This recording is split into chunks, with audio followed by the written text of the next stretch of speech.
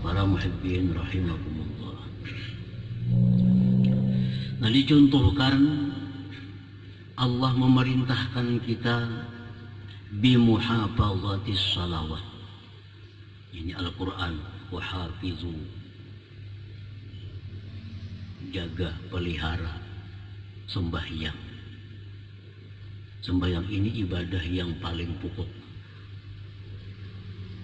Allah suruh kita memeliharanya. Jangan sampai ketinggalan, jangan sampai keluar dari waktunya. Itu arti menjaga. Wahafidhu ala salawat. Nah, Tuhan kadang nyuruh sembahyang, tapi nyuruh jaga. Jadi bukan hanya sekedar sembahyang, dijaga sembahyang itu, dipelihara. Nah, pelihara sembahyang, jaga sembahyang. Karena kalau kita sembahyang, banyak manfaat yang kembali kepada kita. Sedikit pun manfaat itu kadada kepada Allah. Kita mau sembahyang, mau kada Allah, kada ada urusannya. Kada ada manfaatnya bagi Tuhan. Kada ada mudaratnya kalau kita kada sembahyang. Tapi ini untuk kita. Nah, apa manfaat sembahyang itu yang kembali kepada kita kalau kita bisa menjaganya? Pertama disebutkan mardatun li rabbik tabaraka wa ta'ala. Sembahyang itu keridaan dari Tuhan kepada kita. Nah, kalau kita sembahyang itu dijaga, sembahyang itu dipelihara, Tuhan ridha lawan kita. Allah senang dengan kita. Nah, Allah bila senang dengan kita, siapa nak untung? Kita. Manfaat keridhaan Allah itu kepada kita.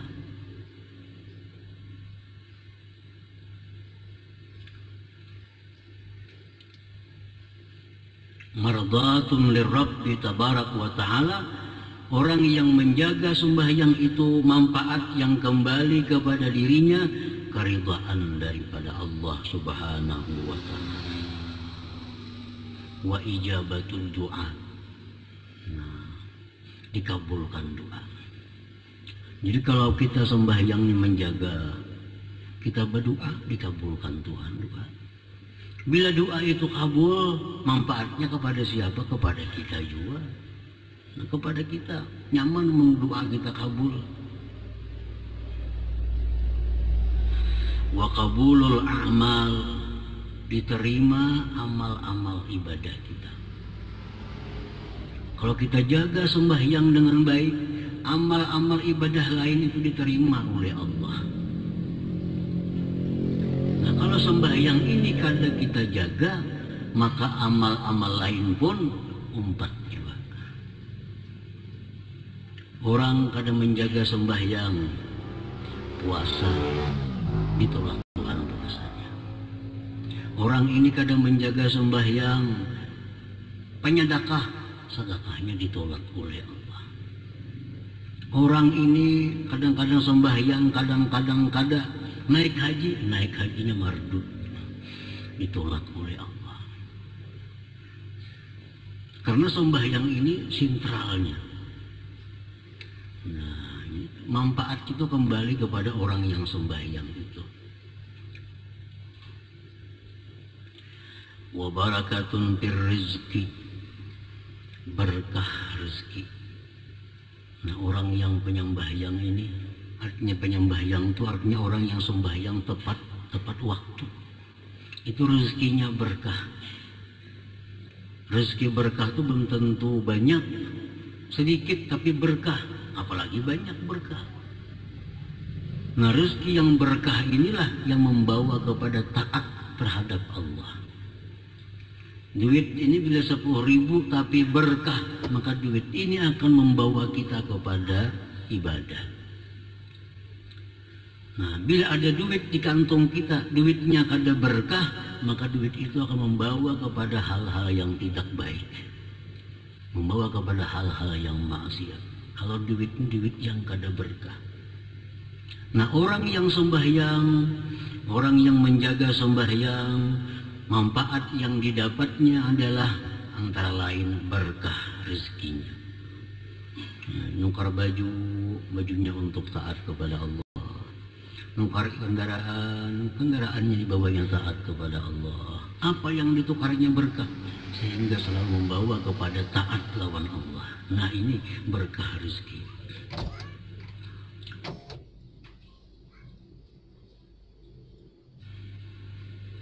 Wasyafi'un an sahibiha, dan memberi syafaat orang yang sembahyang itu. Sembahyang ini memberi syafaat lawan inya, baik menghadapi malaikatul maut. Nah, sembahyang ini memberi syafaat, baik menghadapi munkar dan nakir. Sembahyang ini memberi syafaat kepadanya.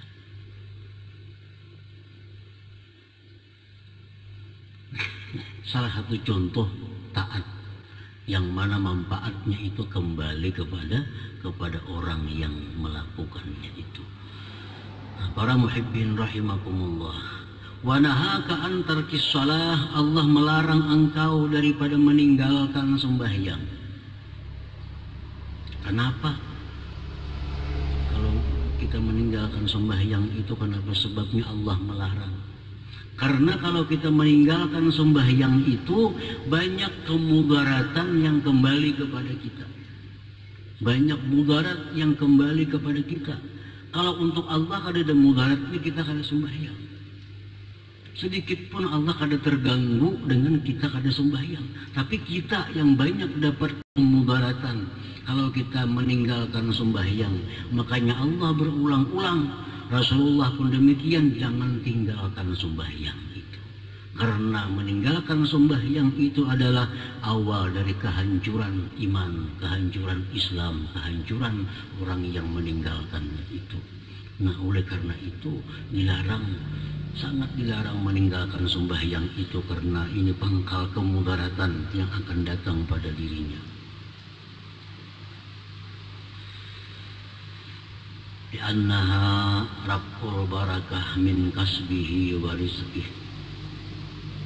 Tuhan itu melarang kita jangan sekali-kali kada sembahyang. Karena bila kita kada sembahyang itu, berkah ini diangkat. Berkah umur, berkah rezeki, berkah usaha diangkat oleh Allah. Maka bila berkah ini diangkat oleh Allah, kada ada kebaikannya lagi. Usaha kita kalau berkahnya diangkat, usaha itu kada akan baik lagi. Rezeki diangkat berkahnya, akan membawa kepada kejahatan-kejahatan.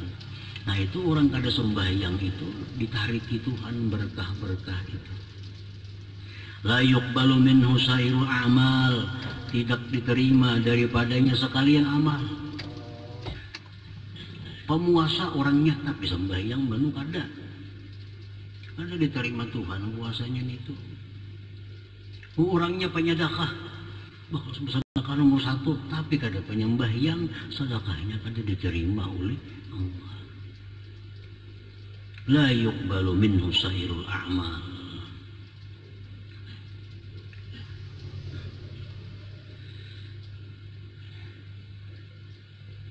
Dan orang yang meninggalkan sembahyang itu berhak disebut syaqiyun, orang yang celaka.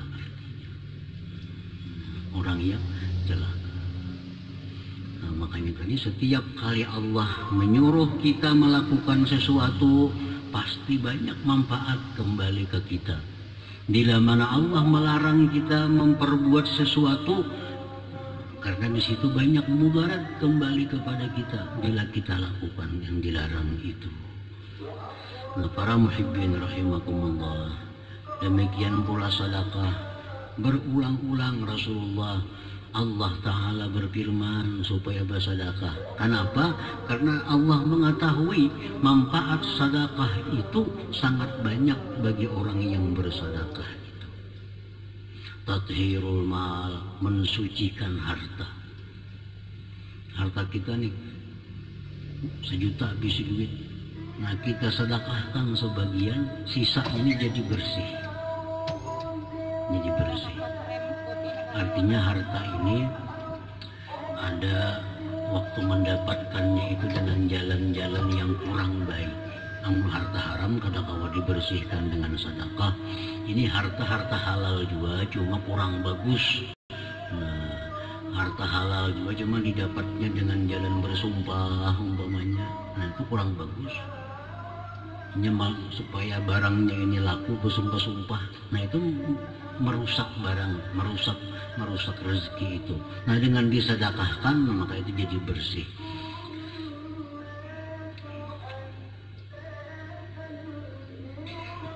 Mensucikan badan daripada dosa bersedekah itu, menolak bala bencana, menambah luas rezeki, banyak naung di hari kiamat di padang mahsyar, terdinding dari api neraka. Itulah manfaat sedekah yang kita terima.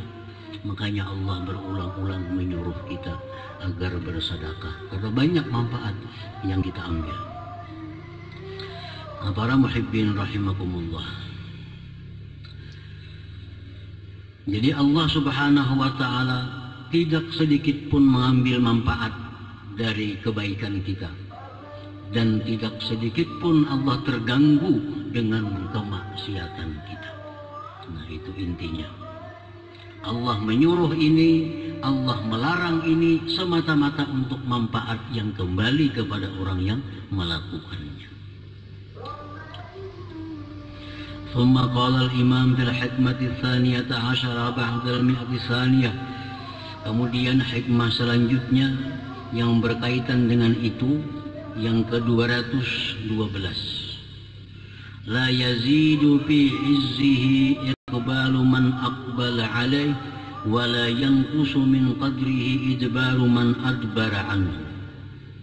Tidaklah bertambah kemuliaan Allah oleh menghadapnya orang yang berhadap atasnya, dan tidaklah berkurang daripada kadarnya oleh membelakanginya orang yang membelakangi daripadanya.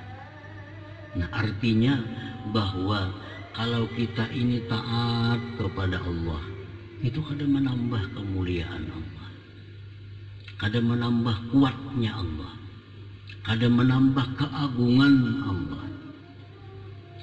Karena Allah itu maha agung, azali.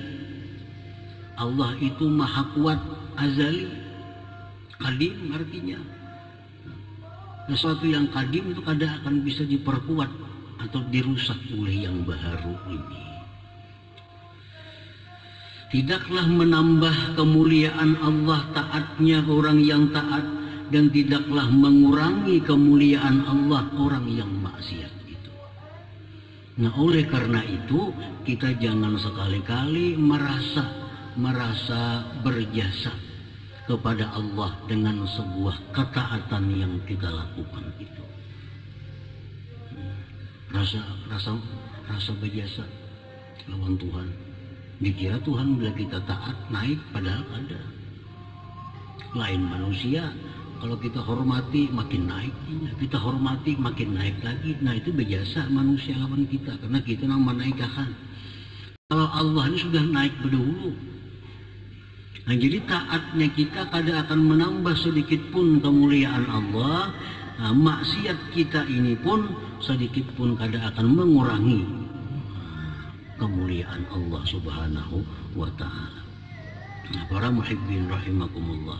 Jadi jangan sekali-kali kita beranggapan bahwa taat yang kita lakukan itu menguntungkan Allah, maksiat yang kita lakukan merugikan Allah. Itu anggapan yang sesat, anggapan yang salah. Wa bil haditsil qudsi, tersebut dalam hadis qudsi, law anna awwalakum wa akhirakum wa insakum wa jinnakum kanu ala atqa qalbi rajulin wahidin ma zada dzalika fi mulki syai'a. Allah berfirman, jikalau orang-orang dahulu sampai hari kiamat mereka itu semua takwa, tidak ada satupun yang kafir, tidak ada satupun yang maksiat, mulai Nabi Adam sampai hari kiamat umpamanya. Semuaan manusia ini macam Rasulullah, taatnya, takwanya. Apa ajar Tuhan? Ma zada dzalika fi mulki syai'a. Sedikit pun tidak akan menambah pada kerajaanku akan sesuatu. Bukan tambah mulia Tuhan, kada tambah terhormat Tuhan, kada tambah agung. Walaupun sealamanan ini orang semua menyembah kepada Allah, taat kepada Allah, kada akan menambah mulianya Allah.